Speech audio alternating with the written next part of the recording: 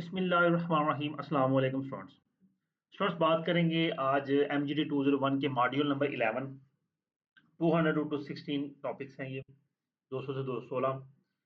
जी हमारा बेसिकली है capital structure. Capital basically कहते हैं हम रूटीन में किसी भी बिजनेस के सरमाए को। अगर हम इसको डिफाइन करें यानी कि अगर अकाउंटिंग की लैंग्वेज में बात करें तो अगर हम कैपिटल को डिफाइन करते हैं तो the funds invested bye owners in the business. लेकिन अगर हम फाइनेंस की लैंग्वेज में बात करें तो कैपिटल जो है ये पूरा एक वो तमाम पैसा बिजनेस में इन्वेस्ट जो पैसा बिजनेस में इन्वेस्ट किया जाता है वो सारा कैपिटल कहलाता है। ठीक है जी। कैपिटल स्ट्रक्चर में दो बेसिक चीजें आती हैं, एक डेट आता है और एक इक्विटी आती है। हम इसको थोड़ा सा इस तरह से देखते हैं कि मैं थोड़ा सा आपको एक स्ट्रक्चर प्रॉपर बना के देता हूँ। हम इसको ना रिवाइज कर लेते हैं जी। हम्म,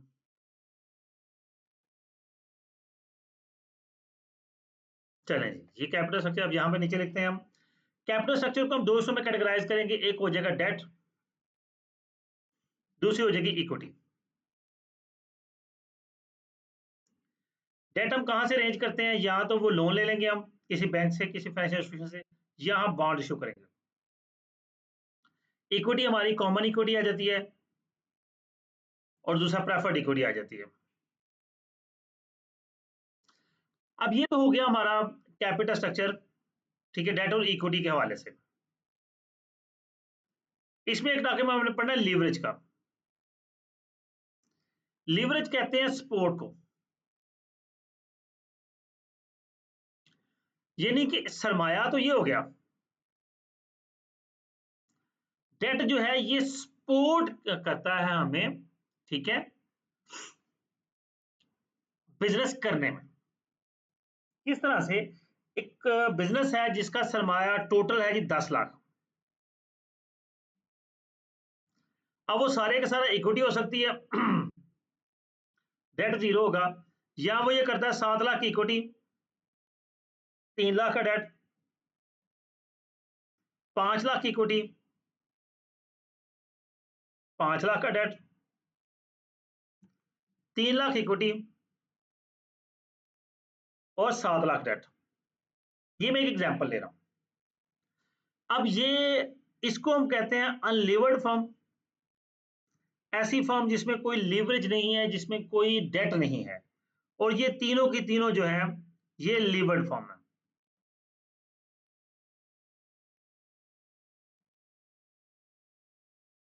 जिसमें डेट और इक्विटी दोनों कलेक्टिवली आते हैं। ये जो लीवरेज होती है हम इस लीवरेज को फाइनेंशियल लीवरेज कहते हैं। वैसे जनरली लीवरेज दो तरह की होती है बिजनेस के अंदर, एक ऑपरेटिंग लीवरेज होती है, दूसरी आगे फाइनेंशियल लीवरेज। मैंने पहले बताया लीवरेज होगा सपोर्ट को, हम सपोर्ट को कहते हैं, ठीक है।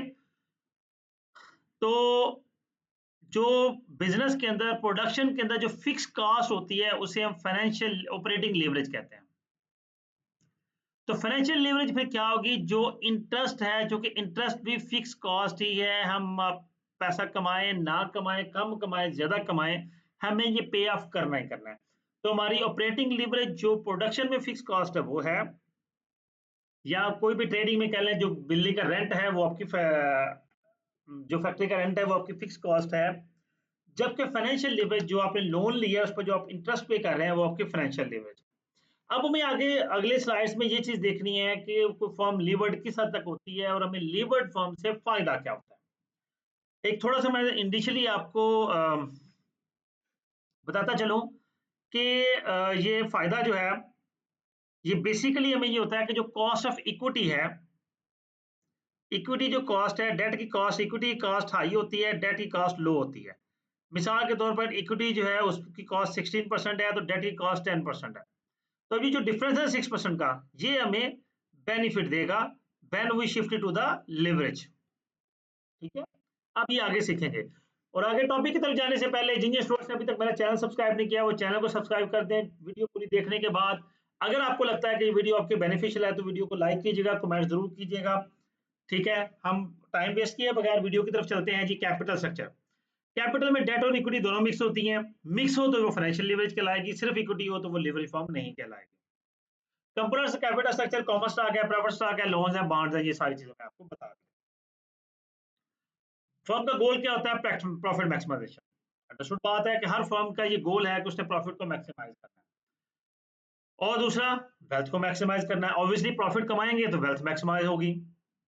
आगे प्रोसीड करते हैं। अदर गोल्स में corporate social responsibility, CSR, economic uplift, employment generation, यानी कि ये सोसाइटी के लिए बेनिफिशियल होना, एम्प्लॉयमेंट जनरेट करना, ये सारे अदर बेनिफिट्स होते हैं, अदर गोल्स होते हैं किसी भी बिजनेस के लिए। नेक्स्ट है जी, कैपिटल स्ट्रक्चर में को हम बिजनेस की वैल्यू कहते हैं। अब वैल्यू जो फर्म की होती है वो दो तरह की होती है, एक बुक वैल्यू है, एक मार्केट वैल्यू है। हमारा जो बिजनेस बुक्स के अंदर अगर हमारी वर्थ जो है वो 10 लाख है, 15 लाख है, 20 लाख है, 10 करोड़ है, 50 करोड़ है, तो लाजमी नहीं है वही मार्केट में हो। हमारा जो शेयर 10 रुपए का हमारी बुक्स में शो हो रहा है उस टाइम मार्केट में 500 रुपए का सेल हो रहा हो, तो जो वैल्यू मार्केट में आपके बिजनेस की होगी वो मार्केट वैल्यू कहलाएगी, जो बुक्स में होगी वो बुकिश वैल्यू कहलाएगी। नेक्स्ट प्रोसीड करते हैं, काम की बात पे आते हैं जी। Capitalization rate, the rate use to determine the value, वो रेट जो यूज किया जाता है वैल्यू डिटरमाइन करने के लिए, आप इसको कह सकते हैं वैट कम यूज करते हैं, weighted average cost of capital, वो भी इसका एक पार्ट है, वो भी इसमें यूज हो सकता है। अब कैपिटल थ्योरीज की बात करेंगे, कुछ कैपिटल स्ट्रक्चर थ्योरीज की, उसमें ट्रेडिशनल थ्योरी है, नेट ऑपरेटिंग इनकम थ्योरी है, Miller and Modigliani theory. Miller and Modigliani वो दो बंदे हैं जिन्होंने सबसे पहले फाइनेंस पे काम किया था। आप ये कह सकते हैं कि ये फाइनेंस को प्रोफेशनली इंट्रोड्यूस करवाने वाले मिलर एंड मोडिग्लानी, ये दोनों। चलें जी प्रोसीड करते हैं और इनकी थ्योरीज की बात करते हैं। सबसे पहले हमारे पास आ गया कॉस्ट ऑफ कैपिटल। हम डिटेल में सीख के आए हैं कि cost of capital, cost of debt, cost of equity, overall cost of capital, जिसे वैट भी कहा जाता है।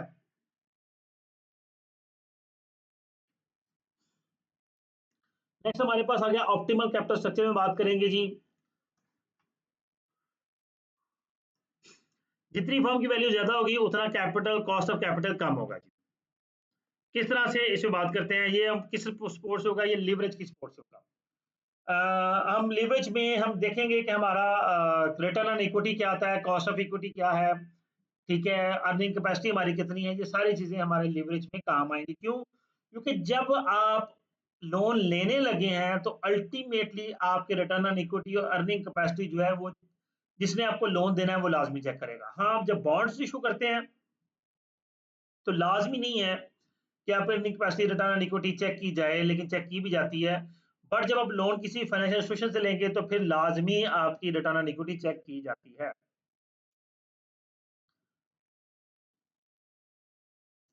जी ट्रेडिशनल थ्योरी में क्या कहती है जी, return on equity depends on earning power, profit after tax over equity. Return on equity क्या होता है? जो profit after tax next profit है हमारा, हम उसको इक्विटी पे डिवाइड करते हैं तो वो हमारा रिटर्न ऑन इक्विटी निकलता है। कॉस्ट ऑफ डेट जो है वो इसी अर्निंग पावर की बेस पर प्रोड्यूस होता है।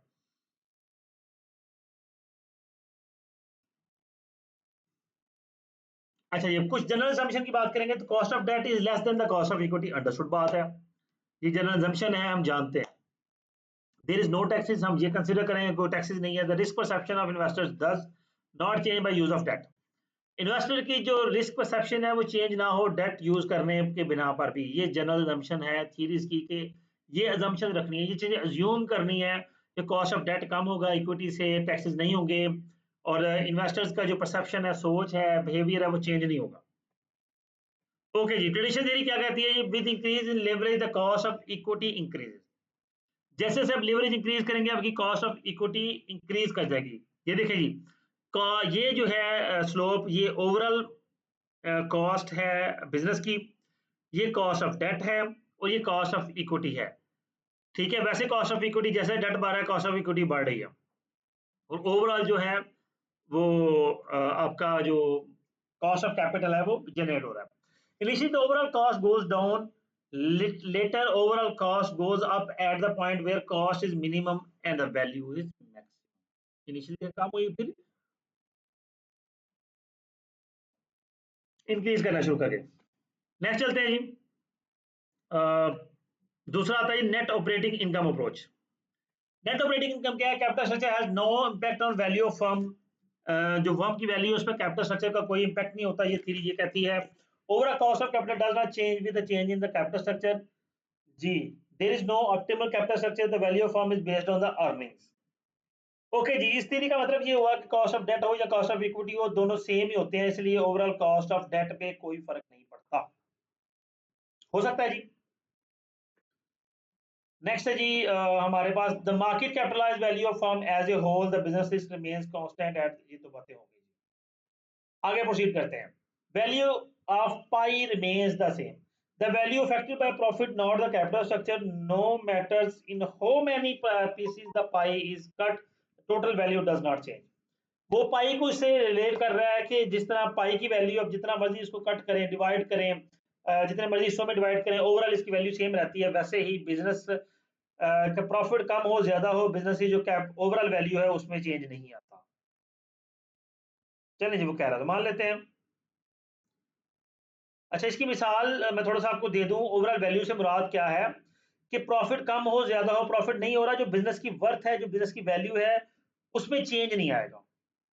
तो मेरा ख्याल है कि चले मान लेते हैं, लेकिन ऐसा होता नहीं है।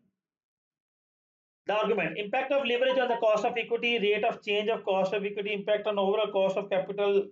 ये तो हम बात करके आए हैं कि जो लिवरेज है उसका अल्टीमेटली कॉस्ट ऑफ इक्विटी पे तो इम्पैक्ट नहीं होगा, लेकिन ओवरऑल कॉस्ट ऑफ कैपिटल जो है वो चेंज होगा। हाँ, कॉस्ट ऑफ इक्विटी भी सॉरी इफेक्ट होगी, क्योंकि हमारी जो रिटर्न ऑन इक्विटी है वो चेंज हो जाएगी लिवरेज की वजह से। जैसे जैसे कंपनी लिवरेज की तरफ शिफ्ट करेगी, वो अच्छे प्रॉफिट्स अर्न कर रही है, तो फिर अल्टीमेटली जो ओवरऑल कॉस्ट ऑफ कैपिटल है वो भी इम्पैक्ट होगा, और जो कॉस्ट ऑफ इक्विटी है वो भी इम्पैक्ट होगा। जी, तीसरा आता है इररिलेवेंस थ्योरी।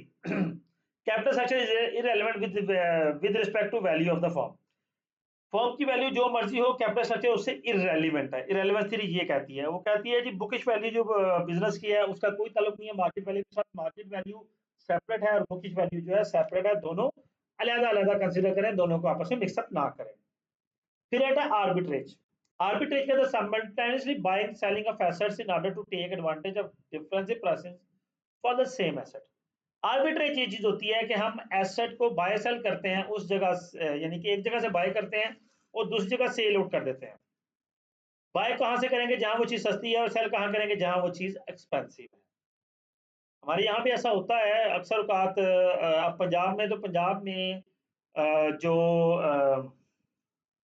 मुर्गी है व्हाइट लेयर, उसकी प्राइस बहुत कम होती है, तो वो यहाँ से लेकर केपीके में जाके सेल कर दी जाती है, क्योंकि वहां पे उसकी प्राइस ज्यादा है। नेक्स्ट आएंगे जी एम आर्गुमेंट। जो मॉडिग्लानी मिलर का आर्गुमेंट क्या है?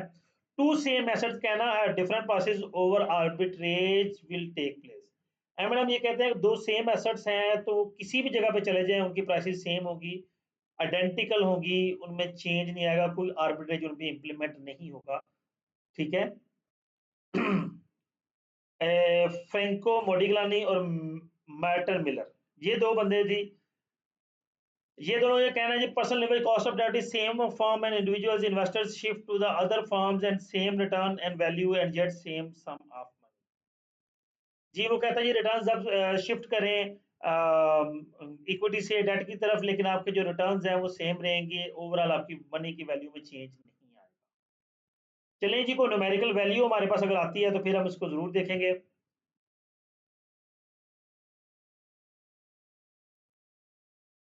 कुछ assumptions है इसके लिए। Firm identical, external factors do not affect, no corporate taxes, perfect market हो, रैशनल बिहेवियर हो, आइडेंटिकल रिस्क हो, तो इस सूरत में तो आ ही जाना है। ठीक है जी। परफेक्ट मार्केट क्या होती है? परफेक्ट मार्केट वो मार्केट होती है जहां large number of buyers and sellers हैं, इजी एग्जिट और एंट्री, कोई एग्जिट एंट्री बैरियर ना हो, हर किस्म की इंफॉर्मेशन अवेलेबल हो, कोई मोनोपोली ना हो, परफेक्ट कंपटीशन हो, उसको परफेक्ट मार्केट कहा जाता है।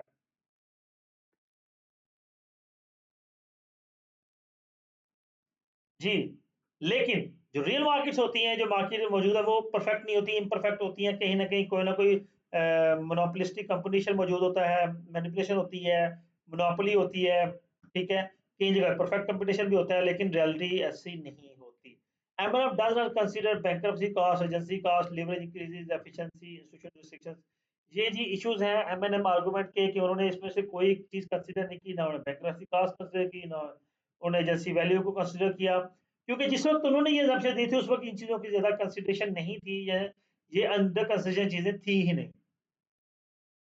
ओके जी, मेरा ख्याल है टैक्स क्या होता है, टैक्सेस जो है अंडर आप जानते हैं कि जो एक रियासत है, ठीक है, गवर्नमेंट है, वो जो टैक्सेस चार्ज करती है आपके बिजनेस के ऊपर, उसको टैक्सेस कहा जाता है। वो कॉर्पोरेट टैक्सेस होते हैं, इंडिविजुअल टैक्सेस हैं, ठीक है। टैक्स शीट देखी जाती है, कितने परसेंट टैक्स लगेगा और कितनी इनकम पर लगेगा। जी, value of levered form is equal to value of unlevered form plus tax shield benefit. जी, टैक्स शील्ड बेनिफिट से मुराद आप देखें, ये 1.5 लाख टैक्स है, अनलिवर्ड फॉर्म की जो वैल्यू 5 लाख है, और जो टैक्स बेनिफिट आया लिवर्ड फॉर्म के थ्रू कि आप जब लिवर्ड फॉर्म में जाएंगे तो इंटरेस्ट पहले माइनस हो जाएगा, टैक्स देन टैक्स डिडक्ट होगा, तो उससे क्या होगा, आपके प्रॉफिट्स इंक्रीज कर जाएंगे, टैक्स कम डिडक्ट होगा।